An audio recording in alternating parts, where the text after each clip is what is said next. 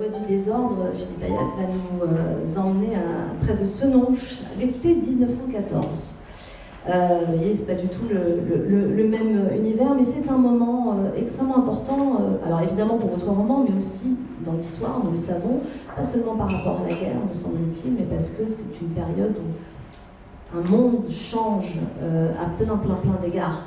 Nous allons à la rencontre de la famille Rougier, et notamment des deux enfants, Charles et Jeanne, deux frères et sœurs qui s'aiment beaucoup, qui ont grandi dans une famille aisée. La famille Rougier a une usine, elle est prospère, et le père règne, comme ça se faisait beaucoup à l'époque dans sa famille, et veut que son fils, évidemment, suive la voie familiale.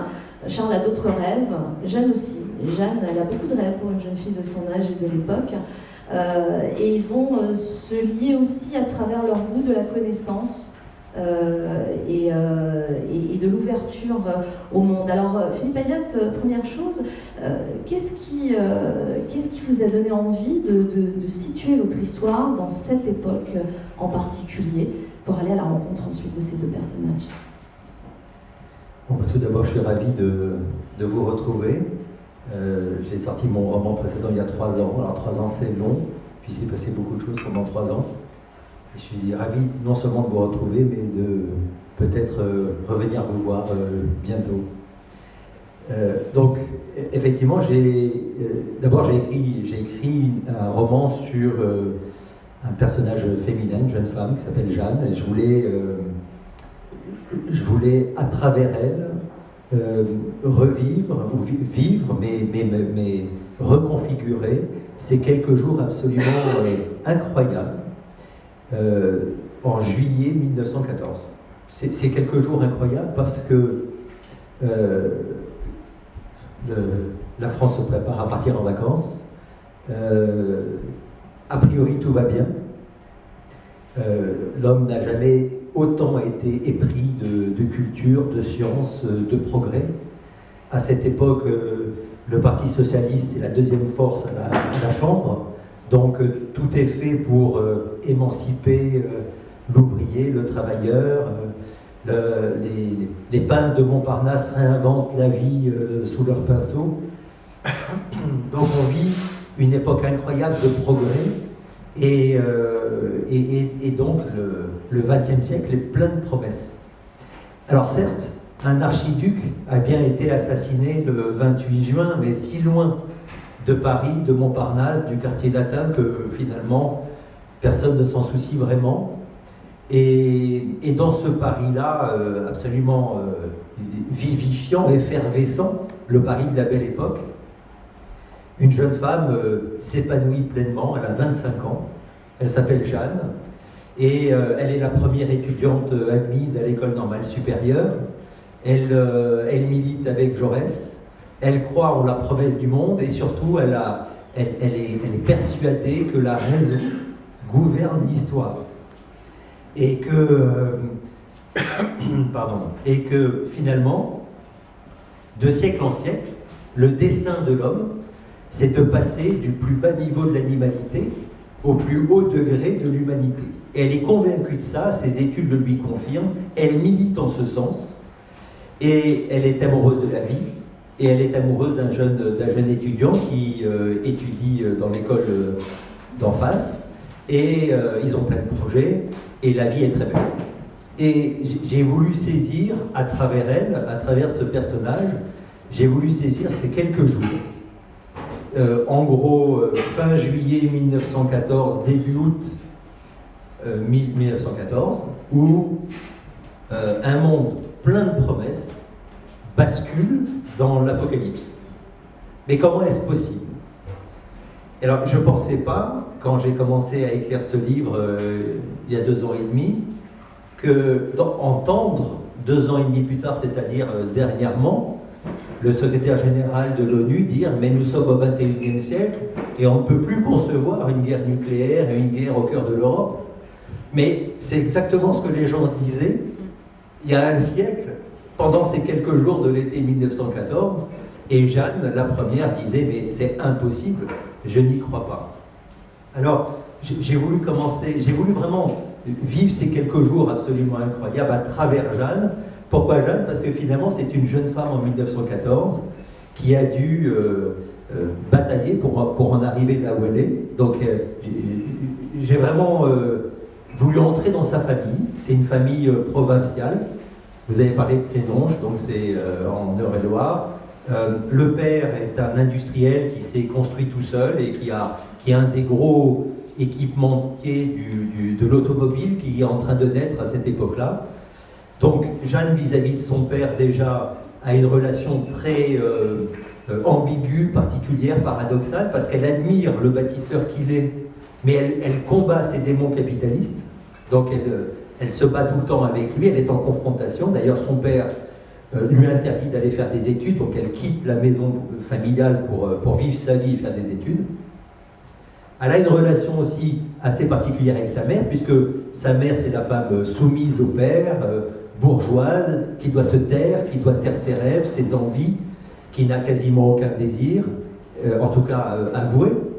Et pour Jeanne, c'est le contre-modèle de ce qu'elle veut être. Et donc elle se construit aussi par opposition à sa mère.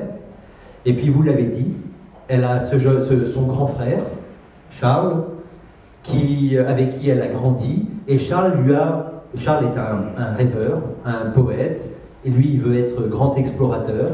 Il veut quitter aussi la maison familiale. Et le dimanche, avec Jeanne, quand ils sont enfants, il lui fait découvrir le monde, il lui fait découvrir les lectures, il l'initie à la grande vie. Et c'est Charles qui va donner à Jeanne l'envie d'aller vivre sa vie et de s'émanciper. Mais Charles n'a pas la force de caractère de Jeanne, et lui va être écrasé par son père. Lui est très fragile. Et son père va l'enchaîner à son usine pour le faire travailler comme contremaître, et Charles va étouffer, va taire toutes ses envies du grand monde. Et finalement, Jeanne, quelque part, va vivre la vie dont Charles rêvait, et elle aura toujours ce sentiment de l'avoir vécu à sa place, elle aura toujours cette culpabilité d'avoir eu la force de réaliser le rêve commun que lui n'a pas eu la chance et la force de réaliser. Ça va même au-delà, hein. C'est qu'elle est d'une certaine façon le fils que son père aurait voulu avoir. Vous parliez de la confrontation, du rapport conflictuel qu'elle a avec son père, et son père d'ailleurs le dit, hein, je crois même que c'est en début de roman, c'est tellement dommage qu'elle ne soit pas un garçon parce qu'elle aurait été parfaite pour lui succéder. Donc il y a effectivement ces rapports à la fois de culpabilité, de tension, mais d'amour aussi en même temps, d'admiration inavouée les uns pour les autres. Et puis Jeanne, elle va beaucoup évoluer aussi au fil du roman, parce qu'elle démarre jeune fille pleine de rêves, de liberté, idéaliste, hein, on peut le dire. Mais non seulement la guerre, mais évidemment toute la dureté à laquelle elle va être confrontée, elle va devoir faire des choix cornéliens, hein, on peut le dire, c'est-à-dire choisir entre l'homme de sa vie et son frère. Oui, alors déjà, donc, elle a grandi dans ces nœuds familiaux, et effectivement, son père n'arrête pas de lui dire, à Jeanne, c'est toi le garçon que j'aurais voulu avoir, il y a une erreur d'aiguillage, lui est un incapable, et c'est toi qui dois venir à l'usine et reprendre tout ça en main. Et elle, pendant ce temps, elle milite avec Jaurès, et elle se confronte tellement à son père qu'elle ira même jusqu'à organiser une grève dans l'usine de son père, en disant mais la violence doit être partout pour arriver à nos fins, et donc elle ira très loin dans la confrontation avec son père. Donc, et elle est persuadée de son fait, elle est persuadée que la raison gouverne l'histoire, que la République a engendré le socialisme, que le socialisme va engendrer une paix durable où l'homme ne sera plus occupé qu'à être. Et elle pense vraiment ça, et elle milite, elle ne fait pas qu'étudier, elle va vraiment organiser la première marche des femmes socialistes, etc. Donc c'est une femme d'action, convaincue de ce qu'elle fait et pourquoi elle le fait.